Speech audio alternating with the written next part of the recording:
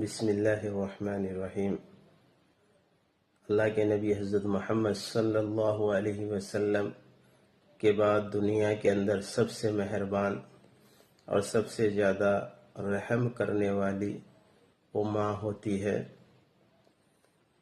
اور ایک مرتبہ اللہ کے نبی صلی اللہ علیہ وسلم سے کسی نے پوچھا، یا رسول اللہ، میرے اوپر سب سے زیادہ حق کس کا ہے؟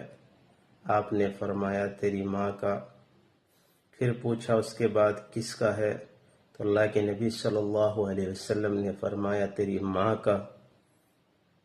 پھر تیسری مرتبہ اس شخص نے عرض کیا، اے اللہ کے رسول، اس کے بعد کس کا حق ہے؟ میرے نبی حضرت محمد صلی اللہ علیہ وسلم نے فرمایا کہ پھر ماں کا۔ تین مرتبہ فرمایا کہ ماں کا حق سب سے بڑا ہے، کیونکہ ماں ہی وہ عظیم شخصیت ہوتی ہے جو بچوں کے لیے ہر غم برداشت کر لیتی ہے، اور بچوں کی پرورش میں ہر تکلیف برداشت کرنے کے بعد بھی کوئی خدمت نہیں مانگتی۔